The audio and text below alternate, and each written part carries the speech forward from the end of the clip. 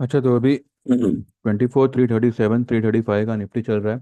Bank Nifty 450 point ऊपर है, और ये जो है काउंटर कर रहा है आईटी की फॉल को। आईटी जो 450 पॉइंट डाउन है, तो उसको मैनेज कर रहे हैं बैंक निफ्टी से। तो सेक्टर वाइज आप देखो तो कुछ कुछ सेक्टर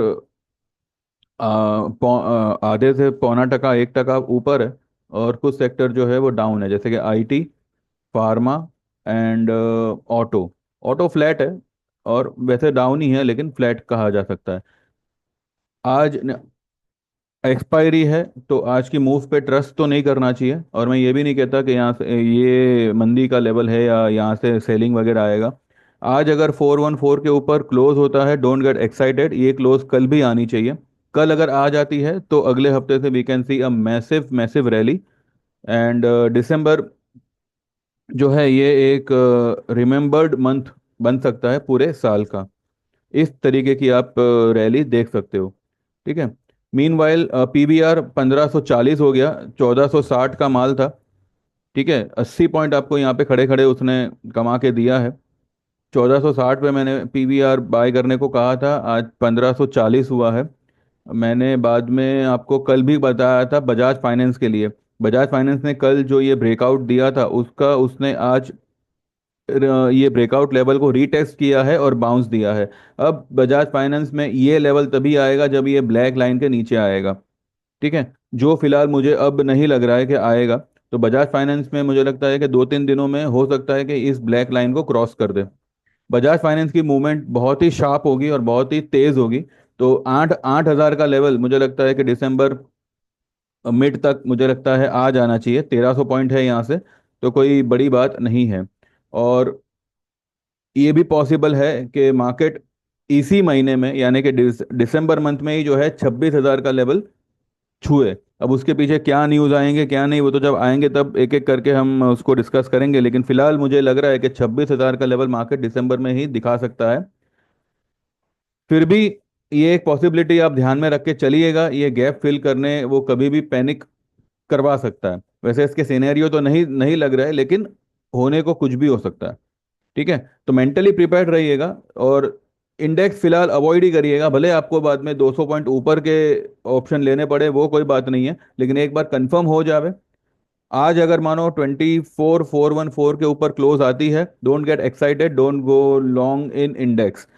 बाकी आपको स्टॉक में जितना लॉन्ग करना है आप करिए, लेकिन इंडेक्स को फिलहाल लॉन्ग मत करिएगा अनलेस एंड अनटिल कल फ्राइडे की क्लोज भी हमें 414 के ऊपर ही मिले। ठीक है, तो जैसे ये हो जाता है, देन मार्केट जो है वो 25 हज़ार की तरफ ही निकलेगा, और ये हो सकता है कि अगले हफ्ते ही आ जावे। और ये भी पॉसिबिलिटी है कि दोपहर के बाद जो है मार्केट पूरा अपना गेन वैनिश कर दे। फिलहाल उसके भले चांसेस कम है, पर पॉसिबिलिटी तो है। ठीक है।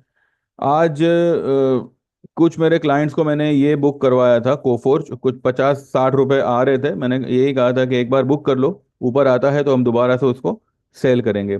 मैंने कल टीसीएस आप लोगों को बोला था सेल करने, टीसीएस ने जो देखिए 4291, ये मैंने मेरे ग्रुप में भी नहीं दिया था, ये सिर्फ मैंने यूट्यूब पे कहा था।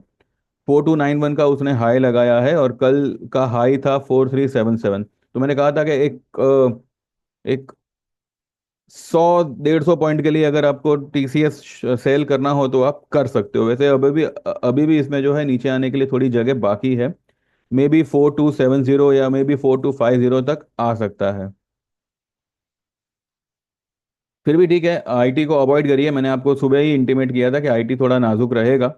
तो फिलहाल वो थोड़ा सा नाजुक ही है, लेकिन बैंक निफ्टी ने एक सरप्राइज मूव दिया है। अब ये फेक मूव है या क्या है वो तो, कल भी अगर ये ग्रीन लाइन के ऊपर क्लोज होता है, then only we can consider this candle as a real candle. Otherwise सिर्फ इसको अगर आईटी को काउंटर करने के लिए अगर ये कैंडल बनाई गई है, तो ये तेजी फिजल आउट हो सकती है। तो थोड़ा ध्यान रखिएगा।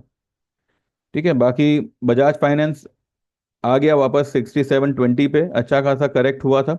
आज मुझे लगता है बजाज फाइनेंस एक बढ़िया रैली करना चाहिए, और हो सकता है दिन रहते ये 6800 को भी पार कर दे, या एटलीस्ट वहां तक निकल जावे।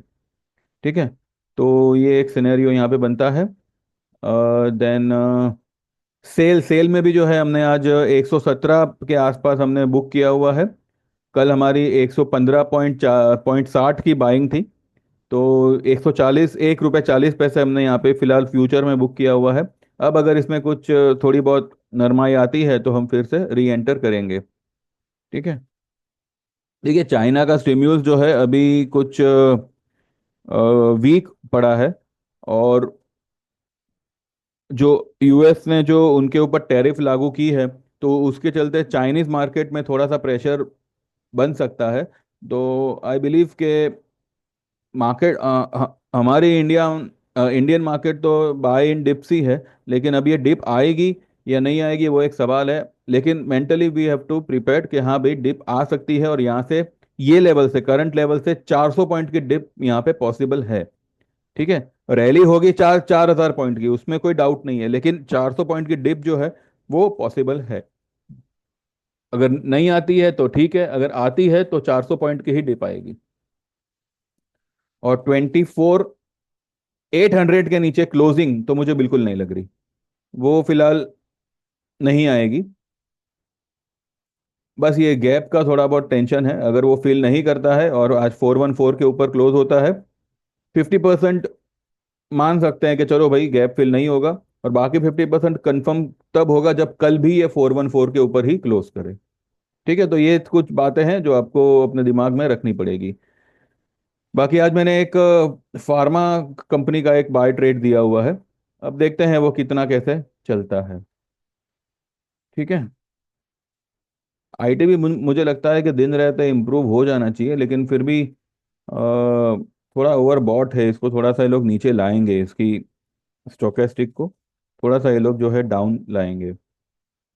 अब देखते हैं कैसे क्या होता है। इसलिए फिलहाल इंडेक्स में फिलहाल no view. Stock specific there is good movement, तो स्टॉक में बने बने रहिए। ठीक है।